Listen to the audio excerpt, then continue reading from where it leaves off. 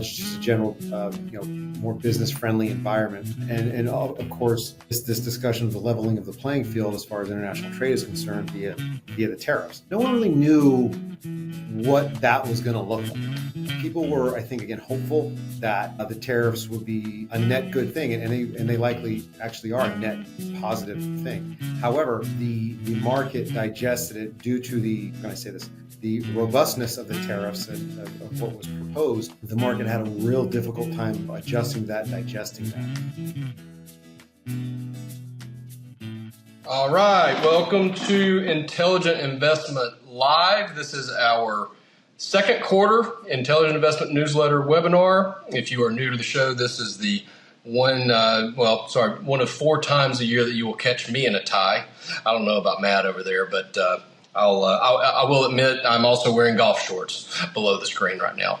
So I'm not usually so buttoned up, but Garrett Lill here with Matt Dahl, founder and chief man in charge at ARPG. Matt, thank you as always for putting this together, man. Looking forward to it. Thank you. I don't think I wear a tie much more often than you do, but I do tend to find myself in these things sometimes. Yeah, I joke about it, and I actually realized I wore one yesterday, so this is actually 2 days in a row, and I'm making the joke that I never wear one. So I guess this is anomalies come in pairs, apparently.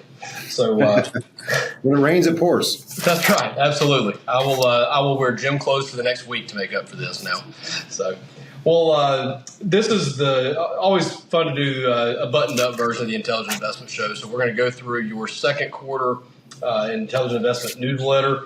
And we were talking yesterday about this. You kind of go in chronological order. So if you want to go in chronological order, what a quarter Q1 was for the market. It was a busy one for sure. There's plenty to discuss. The market really, it started off in such a go get 'em sanguine fashion, and obviously it turned in a hurry. It turned in a massive hurry. I don't know exactly what investors. Investors were hopeful. Obviously, after the election, a deregulatory environment, probably some fiscal relief coming in the form of potential additional tax cuts, or the tax cuts that are currently in place being made permanent, so they don't have to price in tax increases down the road. Just a general, more business-friendly environment, and of course, this discussion of the leveling of the playing field as far as international trade is concerned via the tariffs. No one really knew what that was going to look like, right? People were, I think, again, hopeful that the tariffs would be, a net good thing, and they likely actually are a net positive thing. However, the market digested it due to how can I say this? The robustness of the tariffs and of what was proposed. The market had a real difficult time, adjusting that and digesting that. Now, that didn't take place until the very beginning of the second quarter. Okay? But, you can see the market really started to price things in starting late February into March, right? And it did a pretty quick job. It was just, it was a waterfall decline, basically from starting on February 20th all the way down. And it actually had its low on April the 8th. Yeah, it followed a somewhat similar pattern actually to COVID, although obviously very different circumstances. But I think the market peaked in 2020, like the 19th or 22nd of February, and then it bottomed sometime in April there. So it kind of followed the same trajectory this year, maybe not quite to the depths. But, we did get peak to trough down, 15%? 19.8. 19.8. Wow. Yeah. So, to refer here to the actual newsletter that we're covering, we had similar market action in 2018 and 2020, right? In fact, in 2018, the S&P corrected 10% in like 7 trading days, right? From January 26th to February 8th. And that was triggered by the comments that President Trump made then in 2018 at Davos in regards to tariffs. So it was a tariff-induced correction that was just very, very, very fast. And then, of course, the market fully recovered by August 24th, right? Now, that pales in comparison to what happened 2 years later in COVID, okay? We hit a market all-time high on February 19th, okay? And in just 23 trading days, the S&P came down 34%, okay? That was obviously, one of the most violent corrections, bear markets that we've ever seen. I remember, was it 3 or 4 or 5 days where it actually triggered the circuit breakers, right, where they stopped trading entirely. Okay, the market would open, it would be down 5 or 6%, and they would shut it off for the 10 minutes or the 5 minutes. Open up. There was one day I think it shut down twice. Okay, and that's just because there was so much aggressive panic selling happening. They needed to kind of calm everything down. So this wasn't that, but here's the thing: only to be fully recovered on August 18th. So the S&P this year, all-time high, February 19th. So this pattern looks a little familiar. We had call it a 6-7 week kind of drawdown of just under 20%. And I got to tell you, the technicals got real cute. I mean, it intraday went over 20%, okay? But it didn't close with a correction over 20% to actually consider itself an official bear market, okay? So I think there was some technicals, algorithms that were kind of buying it right there. And it, for lack of a better word, it saved the bear market label from coming in. Yeah, it's funny how we talk on the show once in a while about technicals versus fundamentals, and how much stock do you really want to put in the technicals, and how much do you really want to rely on them. And the fact of the matter is, whether they are reliable or not, as long as there are people with money who think they are reliable, then guess what? They're going to play out they become self-fulfilling to some extent. In other words, if people think 20% is the bottom and everybody has their computers and their algorithms set to buy it down 20%, guess what's going to happen at 20%? You're going to have a lot of buyers, and that's going to make the market go back up. So whether it makes sense or not, if enough people think it makes sense, then guess what? It plays out that way. Well, yeah, I mean, at some point, that's when the fundamentals really start to kick in. I mean, the technicals, of course, are the technicals, but that's where the fundamentals, we've talked about this before, where the fundamentals really start to matter. So and we came from a pretty lofty valuation number. February 19th, we were just under 23 times earnings, like 22.7, 22.8 times earnings. That is in I think the top 1 or 2 decile ever of the S&P 500. So it's not like we were sitting at some value number of 13, 14 times earnings. We had room to come down anyway. Okay, but that valuation didn't come out of nowhere. It came out of obviously earnings growth and the potential for more earnings growth with a pro-business administration in place, right? So when the market pulled all the way back down to call it just under 19 times earnings, about 18.8 times earnings on April 8th, the market looked at that and said, well, earnings are going to pull back a little bit, and from what we're seeing to this day, we've only seen about a 2% revision to earnings estimates for 2025 and 2026 for both S&P and NASDAQ, right? So we have a market that's down 20%.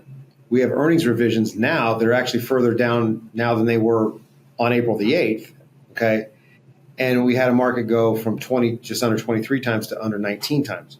Well, if you're looking at earnings growth of 13, 14, 15%, that looks pretty attractive, So that's when the panic selling and the emotions are overriding what the actual math says to do, right? So yeah, would I buy a market at 19 times earnings with 15% earnings growth all day long and twice, every day of the week and twice on Sunday? That's for sure. So the other thing is, I think the market knows, and the equity markets and the bond markets, and we know they're college roommates, right? And the bond market, again, is way ahead of the curve, and the equity markets are cheating off the bond market, okay? So the equity markets, they're recovering now. They've recovered more than 50% of the move, right? I think we're sitting at 5,700 today, 5,687 as I'm looking at it right now. That is one heck of a recovery, okay? And I think that recovery is coming from, obviously, less talk of tariffs, okay?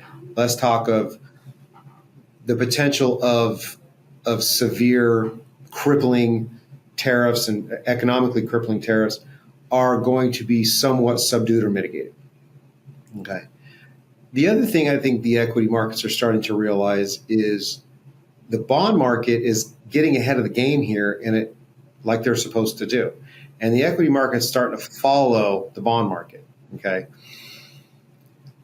And actually Besant has been talking about this for the better part of a week and a half now, and he's not wrong. Okay. I think he's spot on. If you look at where the 2-year treasury was in 2021 and early 2022, it was significantly higher than policy rate. Okay. The 2-year was, going, 3, 4, it went way over 5%. Just when the Fed started increasing interest rates. Okay. They started increasing their Fed funds rate and they started increasing their policy. Okay. And then what happened? They started increasing rates and they got all the way up to 5.5%. Okay. So, and then as that started to cool inflation, we started to see the 2-year slowly bleed down now. Now we're looking at the 2-year at 3.6% and a Fed funds rate with an upper bound of 4.5%. As I look at it today, the actual spread is it's 4.33 on a 3.6 2-year. Okay. That's a 73 basis point spread between 2-year and policy rate. Now, what's that telling us? That's telling us that now the 2-year is the bond market's expectation of policy rate. Okay. So that's telling us, okay, we think policy rate's going to go to 3 or 3.5, 3.75, right? And so back to our initial what we were talking about very end of last year, beginning of this year, and people were throwing rotten tomatoes at us. We're sticking with our 3, maybe 4 rate cuts this year. Okay, and the bond market is starting to point that direction. So I think the equity markets are looking at the 2-year, thinking, okay, well, the 2-year is coming down. That's good. That's really good for real estate. That's good for mortgage rates. Okay, that's going to get the 30-year fixed relationship back into a normal relationship of kind of 1 3/4%. Right now, we're sitting at 6.85 with a 10-year. Well, actually, popped up days 4.3, but it had been about 4.2 on about 7. So we were looking at about 275 basis points. So it's about a full percent or so above its historical relationship. But that has a lot more to do with the shorter end of the curve, which we talked about before. That has to come down in order for those mortgage rates to come down. So seeing that the short end of the curve is coming down and seeing that the bond market's getting ahead of this thing, the bond market is telling the equity markets, we think the Fed's going to cut. We think the Fed's going to cut. Okay. And I think that is obviously good for, your valuation is good for your multiples. Okay. So when do I think they're going to cut? I don't think they're going to cut next week. Okay. My best guess is there will be a lot of questions coming from during the press conference in regards to comments made by Treasury Secretary Besant in regards to lowering policy rates and look at what where the 2 years in comparison to policy rate. And Jay Powell, he will acknowledge that. He absolutely, I believe, will acknowledge that. And the general tone and temperature of the press conference, I think, will lean dovish. There was a gentleman that came on the other day on CNBC, CEO of Texas Capital Bank. Okay, and he said they don't think there's going to be any cuts this year because the Fed is concerned with inflation more than anything else. And I thought I'm really great that it was really great that someone of his standing went and on TV and took that position. It's wrong. Okay, he's wrong, but that goes to show you the wide delta that exists in people's belief of where Fed policy rate's going to go and where everything will go in this. Okay, so the Fed said multiple times through the last press conferences that they believe, and through just general communications, through speeches that they give, that yes, they are of course concerned with inflation. However, they don't believe tariffs are a permanent inflationary problem. It is a transitory inflationary problem. But more than anything, it could cool the economy enough especially get into the labor side, where they are going to have to be very careful with holding policy rate too high for too long. So again, I think we're absolutely going to stick to this, three policy or three rate cuts, plus or minus one. I think it's going to be, I'm leaning toward plus one. Back in was it December, January, we had the episode where you talked about inflation, or I'm sorry, tariffs not being as inflationary as people might automatically think they were. So I guess now 4 months later, I guess, what's the Matt Dahl update on how it's actually played out, right? Because you kind of made I wouldn't say a bold call, but a counterintuitive. You had a counterintuitive view of that. And to me, it kind of sounds like some of that is what you're talking about right now. It kind of sounds like you're describing that in action 4 months later. Am I missing? Economics was never my strong suit, like way back to even college, right? I was good at finance at the micro level, but I was never great at the macro. But that's it sounds like where you're heading with it a little bit. Yeah. So when we initially talked about tariffs, we talked about what is a tariff? It's effectively an increase. It's an increase of the price from the government, but it's not an increase in demand. Okay. So you're going to get some level of margin contraction, or you're going to get higher prices, or you're going to get consumer substitution behavior manifestation, right? And that's obviously delineated in PCE, not CPI. That's where we're going to see, okay, prices went up on apparel so we've seen prices on apparel go up X amount, but it didn't go up on the PCE side because people stopped buying the Calvin Kleins, they started buying the Levi's, right? That's where PCE is really important. So if we, looking back to earlier this week, what did we have? We had GDP come in for first quarter. Didn't come in good, but it also came in good, right? Now go choke yourself with your tie, right? So it came in negative 0.3 on a consensus of Bloomberg. I think it was negative 0.2. Okay. And so why did it come in negative 0.3? Imports. So if you look at all of the domestically consumed products that are not produced here versus all of the domestically produced products that are not consumed here, that is net imports, net exports. So there's a net import differential this quarter of minus 5.03%, which is almost double of what it normally is. We had a 41.6% increase in imports this quarter. Why? Tariffs. Of course it was tariffs. Everyone wanted to get as much inventory as they could pre-tariff. So what that did is that skewed that GDP number way, way, way down. But if you look at, there's a really great article here. And if you look at the final sales of goods to domestic purchasers, which is kind of just a general sign of demand in the economy. Okay, it grew at 3% last quarter. Q4 of 2024 grew at 2.9. So final demand is still there. It's still strong. Okay. And it's also manifesting itself in earnings. So earnings are great. We have 70% of the S&P is already reported. 77% are beating estimates by 6%. So those are fine. So we saw the contrarian call was we think tariffs are going to cause not an increase in demand, but an increase in price or a contraction of margin, which won't be good for earnings, of course. So what will likely happen is we'll start to see cooling of demand on the higher end, and we'll start to see, a change of consumer behavior as far as demand is concerned. And that is of a economically accommodative nature from the Fed, not restrictive. Okay, they're going to want to say, okay, if we have less money to spend now as consumers, if consumers have less money to spend due to a fiscal anomaly, a fiscal policy development, i.e. tariffs, okay, then the reaction function of the Fed would have to be that of there has to be accommodation coming from the monetary side, okay, not restriction.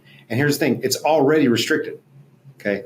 If you look at CPI, and here's funny is we're looking at the ECB thing, there's a great, this massive delta, and I think it explains why the European indexes this year are doing so well in comparison to the U.S. indexes, okay? If you look at the Eurozone, the ECB CPI number, it's something called the hiccup, the harmonized inflation, called the hiccup, HICP. Okay, it's the harmonized inflation consumer prices. That's what it's called. That number is 2.2% year over year. Okay, sounds great. What is interesting about that is they don't use shelter in their calculation. They never have. We do. Our CPI number has shelter. So Bloomberg has a calculation where it looks at our CPI X shelter. Our CPI number X shelter is 1.8%. So we are 40 basis points lower on an apples to apples comparison than the Eurozone. However, they have been stepping down their policy rate. Their policy rate over there is known as deposit rate. So they have what they call the deposit rate. Their deposit rate is at 225 basis points. So they're sitting at 225 basis points of deposit rate on a 2.2 hiccup. That's what which is basically our Fed funds and our CPI X shelter. So we're sitting at 4.5% on the upper bound with a 1.8% basically CPI X shelter, which is the equivalent of the ECB's hiccup. So that tells you there's a lot of room for the Fed to really start to ease and cut. And I think the equity markets are, they went through their hissy fit in end of March and beginning of April as far as the tariffs are concerned. And listen, it might not be over. This might not be done. Okay, there could be more to come. I mean, we know it was just announced that China is willing to talk about the fentanyl thing, and there's going to be some talks going on here pretty quick with China, and these are very positive developments. But these things can turn on a dime, and anything can happen, especially with Trump in place. But I think in large part the sort of the bull ran through the China shop, and there's a big bull-shaped hole in the wall now, and we're kind of looking at it, and now we're kind of getting a good picture of what this is going to look like. So we're not seeing anything. We haven't seen anything really change in a material way in earnings or earnings estimates.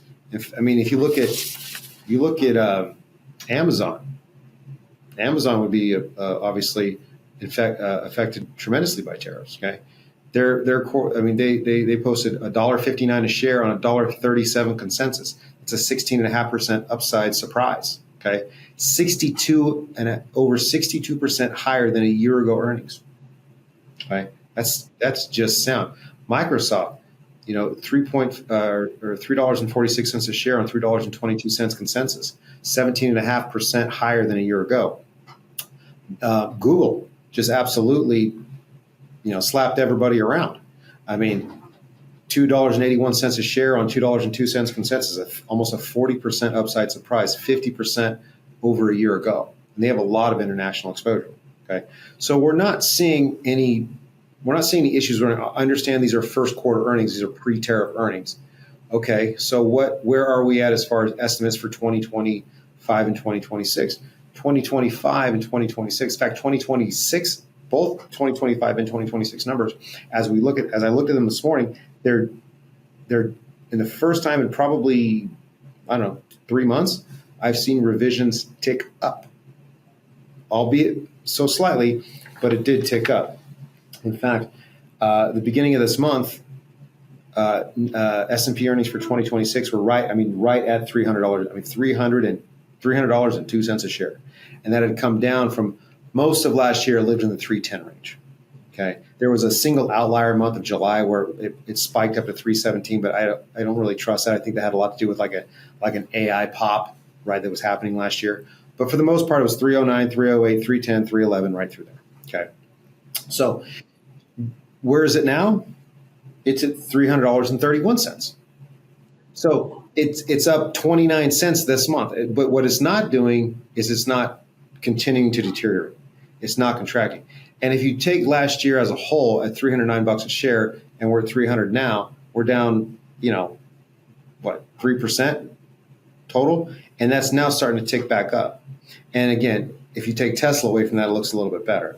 So we're not seeing any material deterioration. So if we see a 2 or 3% deterioration in earnings but we're also seeing, the surprise index very, very high, which is very, very high right now. We're starting to see great earnings and good upside surprises. Well, that goes to tell you that, well, maybe things aren't so bad in Mudville. Yeah. Well, and you closed out your newsletter. Actually, you mentioned what you just talked about right there with earnings. I mean, the expectation, the fears, that has brought down the multiple. We talked about this on the last show, right? There's been multiple contraction, but the earnings themselves have been sound. Again, we don't know what second quarter is going to look like necessarily. But you closed your newsletter out. I love this. We talked about it a few shows ago. The quote from Rudyard Kipling, yes. If the poem if you can keep your heaven all about you are losing theirs. Let's close the show out. Why did you close the newsletter out that way? We'll close the show out that way because I love that poem. I love that line. I think it's so important. It's so applicable in the market that we've been in for the last couple of months. Well, I think it's important for clients and maybe other advisors that listen to this show to understand what a good advisor or portfolio manager, money manager is there for.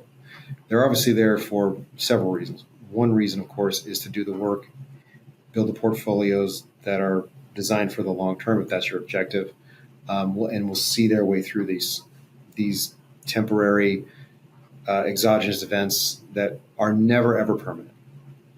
Okay. Two, and I think equally as important, if not more important, is for and this is particularly for your advisor, our firm is a little different when we actually manage the money here and we are the advisor. So where the advisor stands between the client's emotions and their money so that they don't make a poor decision. And that poem from Kipling, and it reads, if one of the lines is, if you can keep your head when all about you are losing theirs, you can only do that if you know where how the portfolio is positioned, but why the portfolio is positioned, how it's positioned, and have had the experience and the scars and the stripes to know that we will see our way through this. Okay, that's our job. If you can, and other parts of that poem, which are pretty poignant. If you can think but not make thoughts your aim, people tend to kind of start to live in their own heads. And it's really easy to do, especially in times of market turmoil, because that leads us to the kind of one of the latter lines in the newsletter in regards to that poem. If you can meet with triumph and disaster and treat those two imposters just the same, yours is the earth and everything that's in it. So if you can think but not make thoughts your aim, then you understand that if you're overthinking and you're not really losing money. Triumph and disaster, imposters. So people, clients, whomever, they're likely, if they didn't make any poor, irrational decisions, their balances at the close of market today will be significantly higher than they were on April the 8th. Okay. So if you didn't overthink it and you didn't let your emotions take it over, what happened on April 8th was that imposter. That was an imposter. Okay. Now, do we know, is today an imposter? Is this recovery an imposter? Time will tell. I don't believe it is. Okay. I believe we're headed back to all-time highs. I'm still living with my tale of two markets this year. I think we're going to have a 62.50 year end of this year, unless there is an animal spirits that come in, which and I got to tell you, this is 50-50 for me. This is 50-50. Trump does have the power and the ability and the history of bringing the animal spirits into this market. Okay, where all of a sudden you'll start to see earnings revisions up and you'll start to see multiples expand, and we could have that 7,000, 7,200 year. Right? I just don't see a lot of the middle ground happening. I know that sounds strange. It's the easy thing to say is, well, 6,400 or 6,500, and it could end up there. I have no idea. What matters, and the only utility that is provided by having these targets is directionally, where are we going? right? Directionally, we are heading up, I believe, back to where we were, okay? The market seems to have recovered. The market seems to be in a much better place. And again, for the long term, and if you're positioned properly, it doesn't really matter because, this too shall pass. And it appears that it has. Yeah. Well, always appreciate your insights, brother. And, you said the market was a little bit stretched, you felt like. We were talking about the banjo string in January, February. I think you even called for a little miniature pullback, and we had to wait a little while for it, but then it happened. And then you boldly called a bottom on April 4th, and you missed that by like 2 days. It ended up being April 8th, 2 trading days.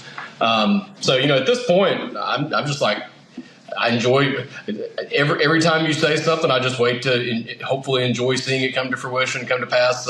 Hopefully in the very near future. So always appreciate it for listeners, viewers. If you would like to meet with, obviously as always, the Intelligent Investment Show or the Intelligent Investment Live quarterly webinars are for entertainment purposes only. Not here to tell you what to do with your money, but if you would like to chat with Matt or any of his team, you can give them a call at 702-655-8300. Very friendly staff. I've spoken with them multiple times this week as we've gotten all these things lined up for get approved through compliance and whatnot. So you can also visit intelligentinvestment.com and always invite you to join us back here live every other Friday. Typically, we're a little bit off sequence right now, but every other Friday on the Wealth Partners YouTube channel for the Intelligent Investment Live podcast / webinar, depending on the day. Next week, I'll be back in a polo where I'm most comfortable and can breathe normally. But always a pleasure to see you, Matt. I don't know what the stubble was you were talking about before we recorded. I can't really see it on the camera. So you said your wife liked the stubble. So you look good from my side, though. It's hard to see. It's mostly gray now. And the beginning of February, it was all brown. Wow, yeah, that'll do it. Been a rough quarter. So is this at some point. All right, Matt. Enjoy it, man. See you next time. All right. See you soon. See you. Bye. As always, the Intelligent Investment Show is for your entertainment, education, and general amusement purposes only. It is not intended to be financial advice or investment advice of any kind. Neither Matt nor I or any of our companies or associated entities know anything about your financial circumstances, so it would be unwise for us to tell you what to do with your money. We encourage you to seek a professional if you do have questions about your portfolio or your financial plans. If you would like to reach Matt and his team, you may do so by giving him a call at 702-655-8300 or visiting intelligentinvestment.com. We thank you for joining us. We'll see you next time.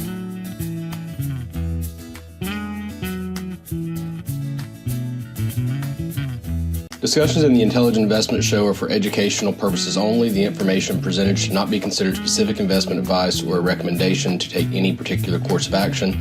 Always consult with a financial professional regarding your personal situation before making investment or financial decisions. The views and opinions expressed are based on current economic and market conditions and are subject to change. There is no guarantee that any statements of future expectations will come to fruition.